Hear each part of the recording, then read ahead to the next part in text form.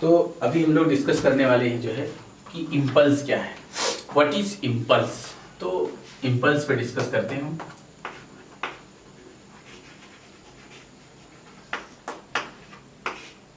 तो क्या है impulse? Actually it is defined as change in momentum,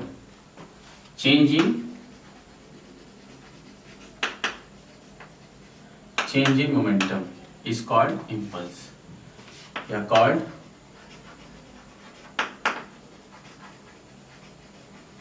that is impulse. It is noted by a letter J is equals to change in momentum delta P is equals to delta m into v, और impulse J equals to m into delta v, और impulse J equals to m into v minus u।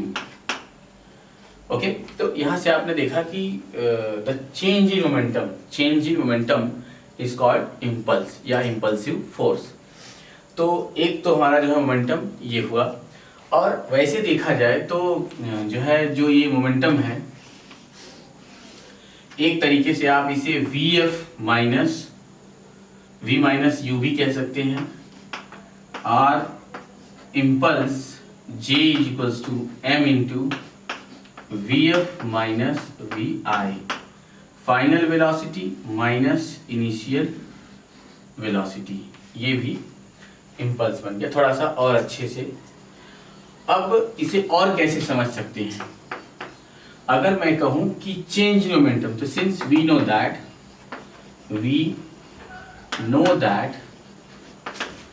F force is equals to dp upon dt, force is equals to dp by dt, therefore dp is equals to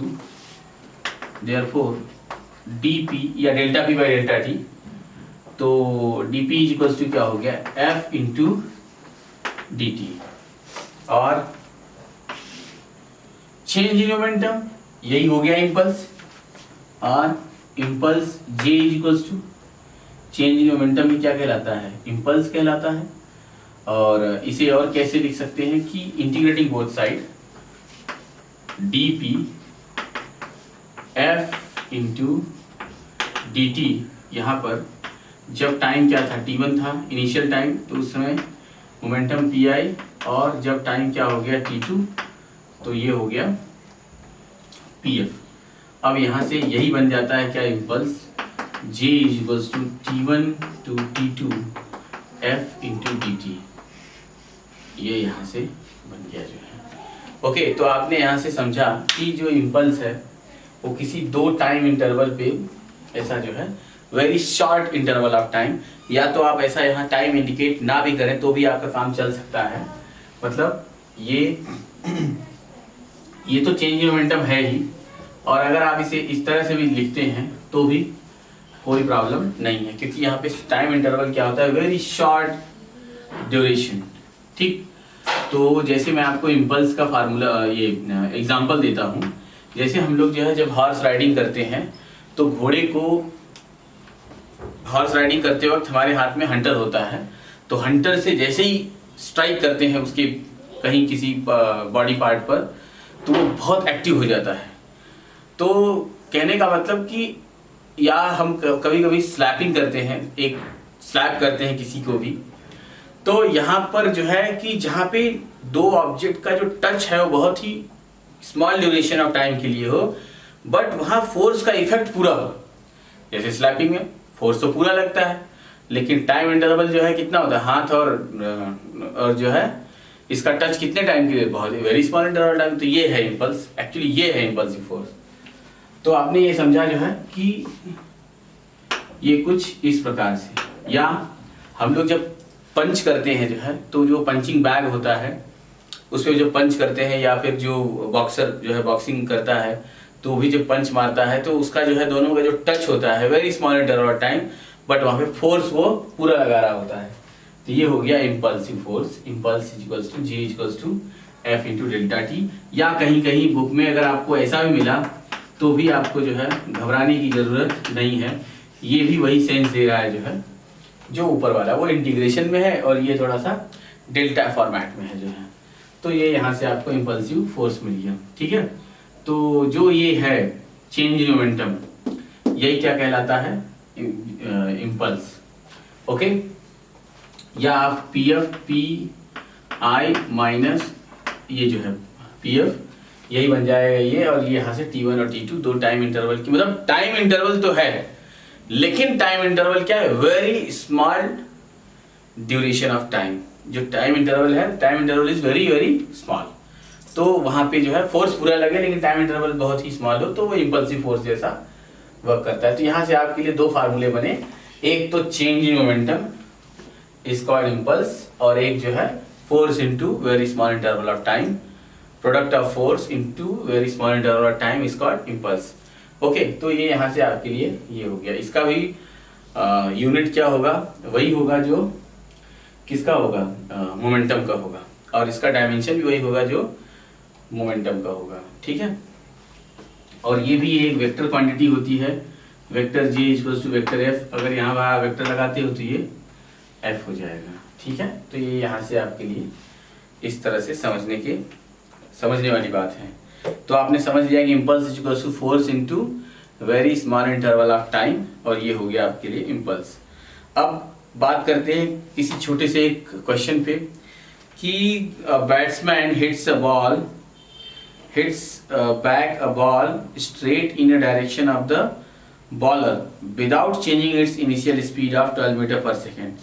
If the mass of the ball is 0.15 kilogram, determine the impulse imparted to the ball. Assume linear motion of the ball. ठीक, तो आइए यहाँ से हम लोग देख लेते हैं। तो हमें पता है कि अगर जो है बॉलर बैट्समैन किसी बॉल को स्ट्राइक करता है, मारता है उसको बैट से, तो वहां पर वो जो है बॉल बॉलर के डायरेक्शन में जाने लगती है। अगर मैं इस डायरेक्शन को पॉजिटिव कंसीडर करता हूं, मतलब जब बैट्समैन ने बॉल को हिट कर दिया और जो है बॉल किधर जा रही है, बॉलर की डायरेक्शन में जा रही है, अगर मैं इस डायरेक्शन को पॉजिटिव लेता हूं तो क्वेश्चन है कि इम्पल्स इज इक्वल्स टू क्या हो जाएगा, चेंज इन मोमेंटम। क्या, चेंज इन मोमेंटम। तो चेंज इन मोमेंटम है p f minus P i, p f की बात करूं तो m v f minus, ball तो वही है बट वेलोसिटी अलग अलग हो भी सकती है। अब यहां से आप देखें तो उसका जो उसने मास बताया है वो मास है कितना, 0.15 किलोग्राम, 0.15 किलोग्राम, और जो वेलोसिटी है उसने बताया 12।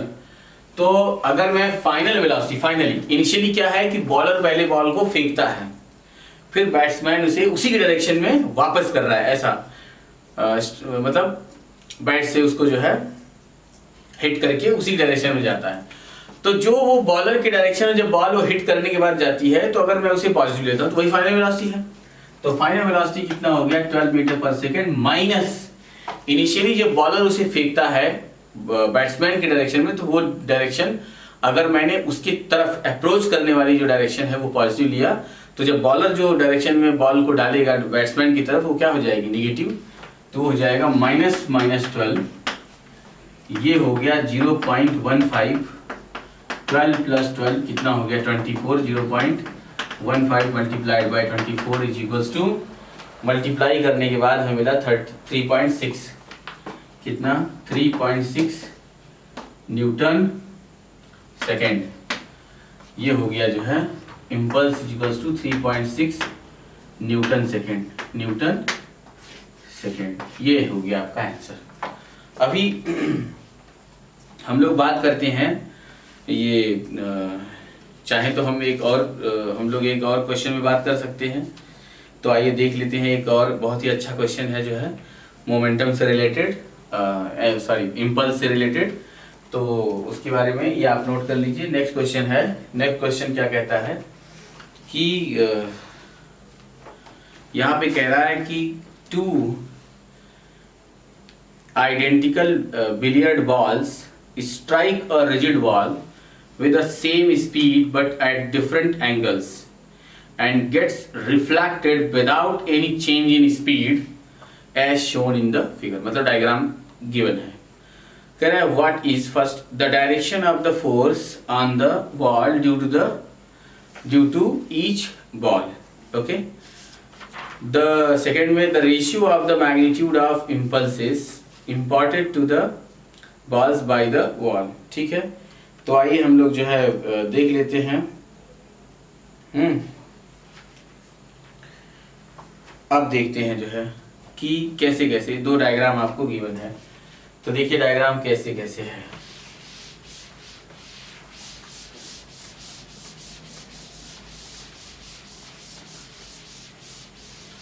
अब डायग्राम के हिसाब से उसने दो आपको फिगर दिया.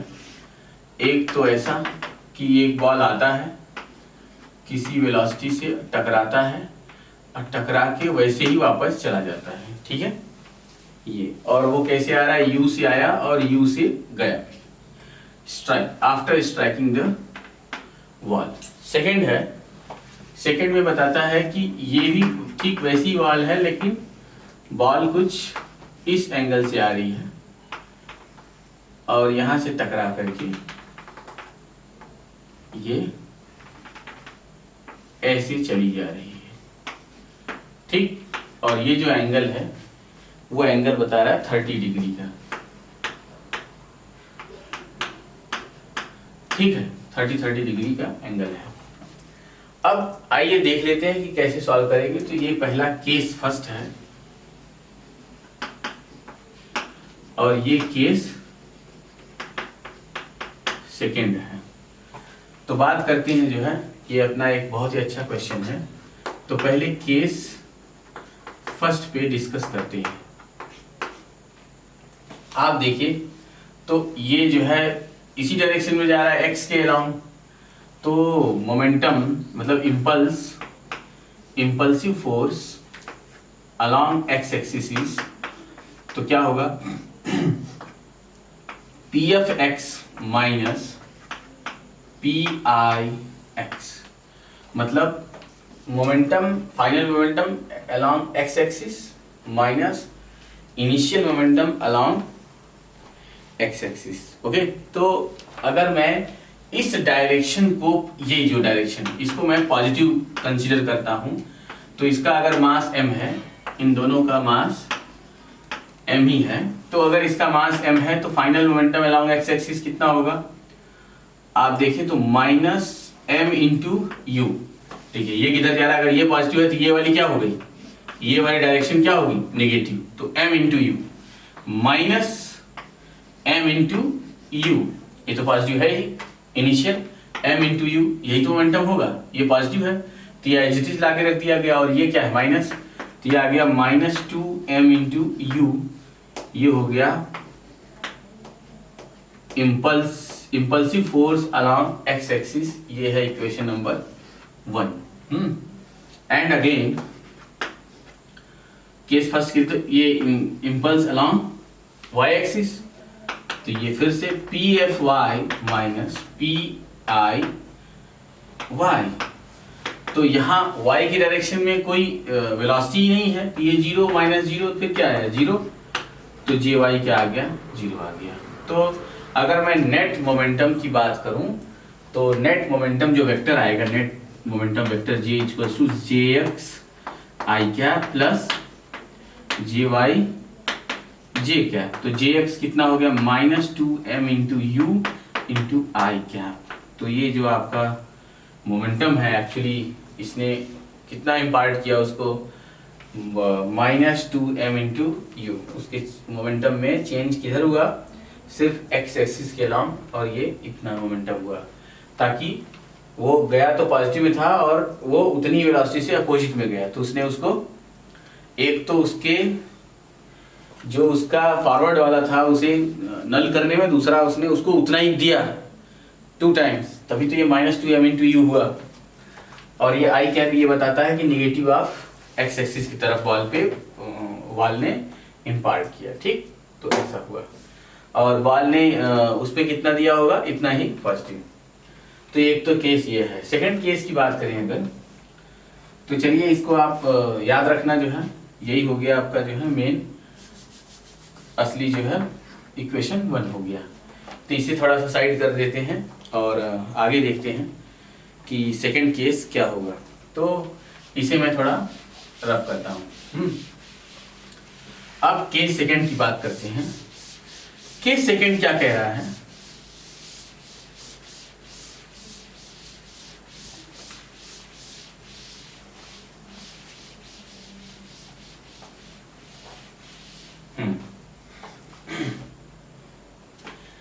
केस सेकंड में अगर देखा जाए तो आप केस सेकंड के बारे में देखें तो यहां से आप ये देख रहे हैं कि जब ये यहां स्ट्राइक करता है जिस समय, तो मैंने ऐसा डॉटेड डॉटेड लेते हो, जब भी आपके सामने ऐसी सिचुएशन आए तो आप उसे कैसे सॉल्व करेंगे, जो मेथड मैं आपको बताने जा रहा हूं। तो ये जो वेलोसिटी का जो डायरेक्शन है वो एक्चुअली इधर आ रहा है, ओके। और ये आप यहाँ पे बॉल को ऐसा इमेजिन कीजिए, सब ये डॉटेड डॉटेड, और बॉल भी आपका है नहीं यहाँ पे, बस ये इमेजिनेशन चल रही है। अगर ये 30 तो ये भी क्या हो गया 30 डिग्री, और अगर ये u है तो यहां से क्या आएगा, ये आपका जो मोमेंटम होगा वो क्या होगा m इंटू यू, या जो वेलोसिटी होगी वो क्या होगा u cos 30, और जो वर्टिकल आएगा वो होगा u sin 30, ओके। तो आपने इसके दो कंपोनेंट बनाए, एक अलोंग x एक्सिस और दूसरा अलोंग y एक्सिस आ गया, ठीक है। ये आपका मान लीजिए कि ओरिजिन है जहां पे वो स्ट्राइक करता है। अब जब ये स्ट्राइक के बाद जब ये जाता है तो फिर से वही इसकी दो बातें जो है आप देखें, तो ये ऐसा u वेलोसिटी से चला, तो ये इधर इसका एक कंपोनेंट आ रहा है u cos 30 डिग्री, और एक इसी पर आ रहा है u sin 30 डिग्री। तो पहले हम लोग लेते हैं कि impulse along x axis equals to change in momentum, तो pfx minus pix, तो ये हो जाएगा पहला। फर्स्ट कौन सा है, ये है। सेकेंड टाइम ये है। तो जो सेकेंड वाला था वो ऑलरेडी किधर जा रहा है, negative direction of x axis. तो अगर मैं यहां से m इंटू यू कॉस 30 कर दूं तो मतलब ये वेलोसिटी है और मास कितना है, तो मल्टीप्लाई कर देते हैं, क्या आ जाएगा m minus m into u into cos 30 minus P I x. अगर मैं पी आई एक्स को देखूं तो ये जो है किधर जा रहा था, पॉजिटिव डायरेक्शन में, तो ये क्या है, ये पूरा वैसा का वैसे रहेगा। मतलब m into u into cos 30, वो जो इनिशियली पहली बार जिसने स्ट्राइक किया जो वेलोसिटी वेक्टर है उसका कंपोनेंट ये है, और जब कोलिजन के आफ्टर कोलिजन जो उसका जो है कंपोनेंट है वो एक्स एक्सिस के नाम ये है। तो ये किधर जा रहा है, नेगेटिव ऑफ एक्स एक्सिस, और वो किधर जा रहा है, पॉजिटिव। इसीलिए ये वाला नेगेटिव लिया गया और ये पॉजिटिव।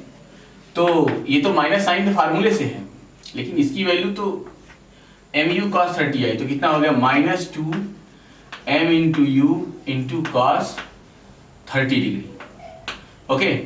तो ये -2 m इंटू यू कॉस 30 की वैल्यू क्या हो गई,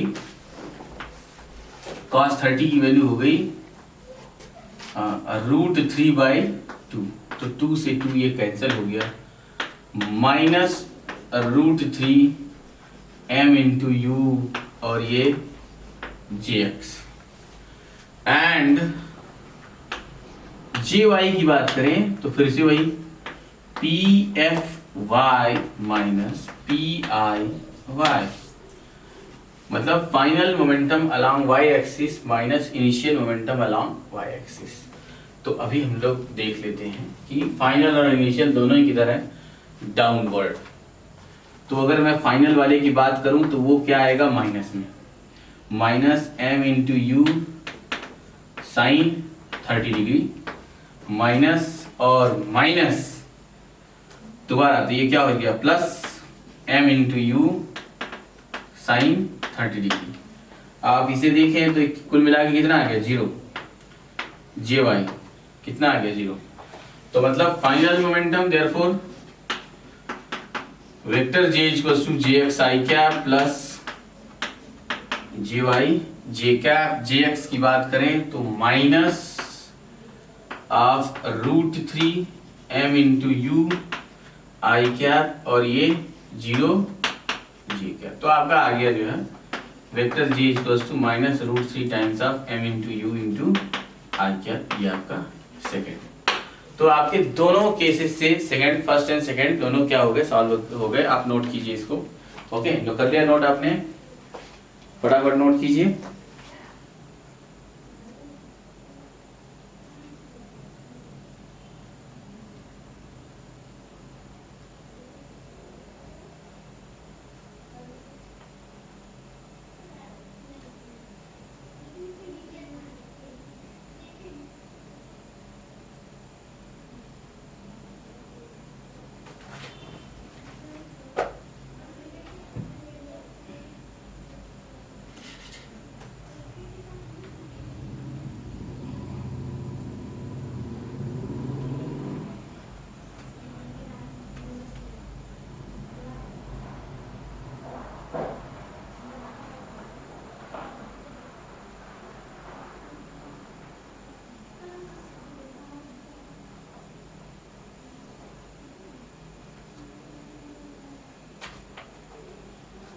ओके, तो आपने नोट कर लिया होगा।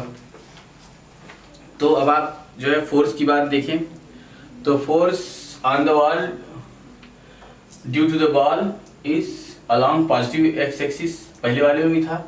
यहाँ से भी आपको दिख गया कि इम्पल्स तो इधर लगा, लेकिन ये बॉल ने उस पर कितना फोर्स दिया होगा, तभी तो न्यूटन थर्ड लॉ से इधर इसको इम्पल्स मिला बॉल को। तो इसका मतलब force applied by the ball on the wall is positive x axis और ये इम्पल्स नेगेटिव। वो तो वॉल ने इसको इम्पल्स दिया according to Newton third law, ट्यूब reaction there is equal and opposite reaction. ठीक, तो ये आपको एक बात समझ में आ गई कि ये इतना होगा। और फाइनल उसने पूछा था कि the ratio of the magnitude of impulses imparted to the balls by the wall.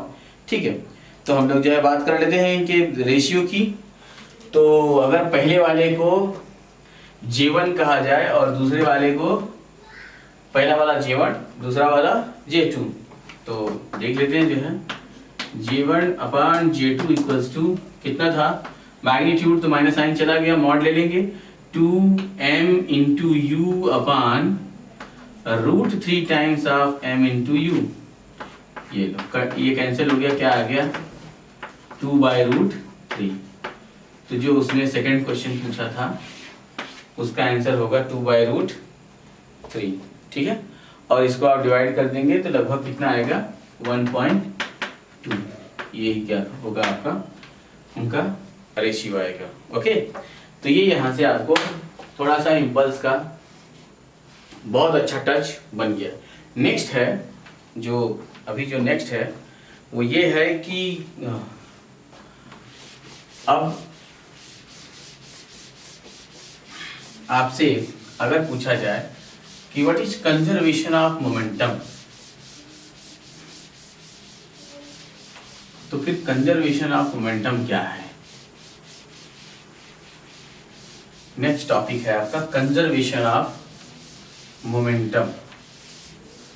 तो देखते हैं जो है कंजर्वेशन ऑफ मोमेंटम, हेडिंग है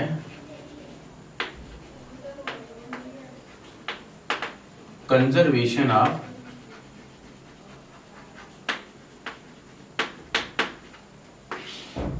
मोमेंटम। आप देखिए कि यू जस्ट इमेजिन कि एक ऑब्जेक्ट है जिसका मास क्या है m1 है और वो किसी वेलोसिटी u1 से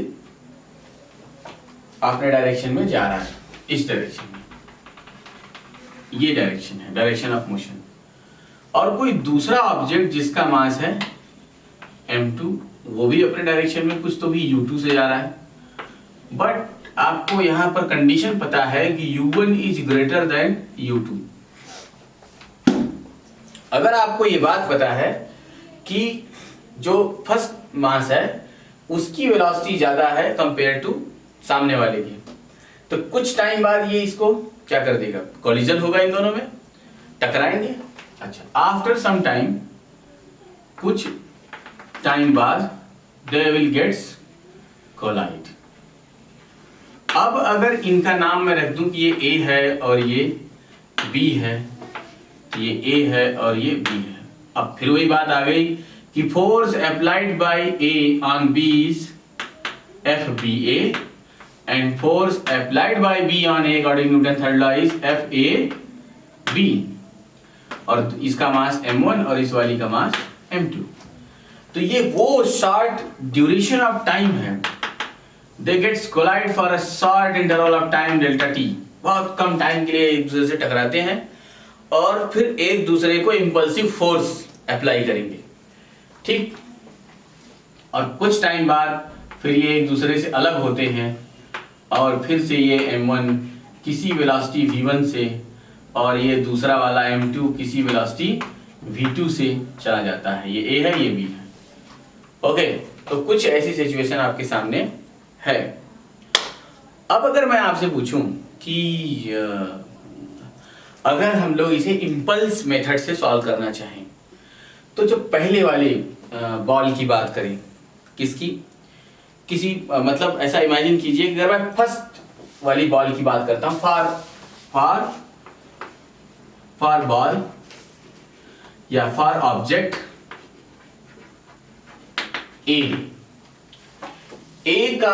पर कितना इंपल्सिव फोर्स लगा, तो बहुत आसान है, F A B into delta T.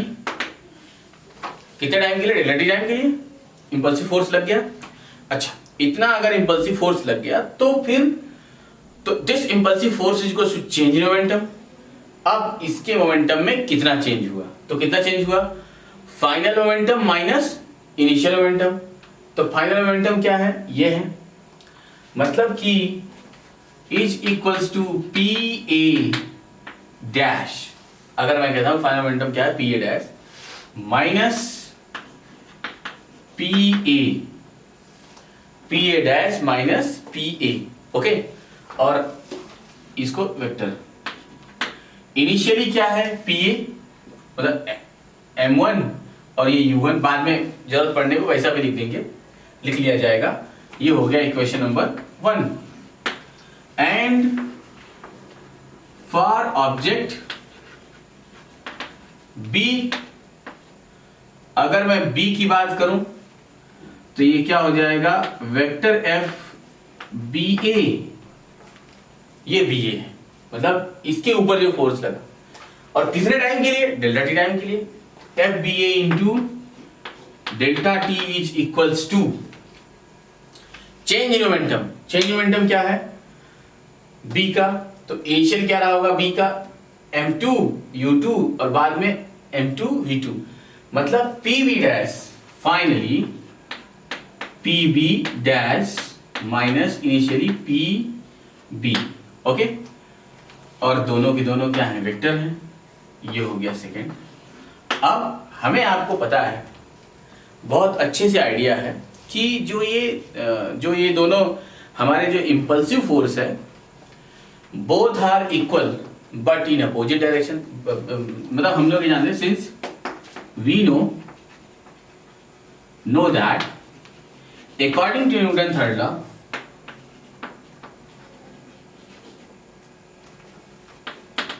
According to Newton's third law, क्या third law, F A B is equals to,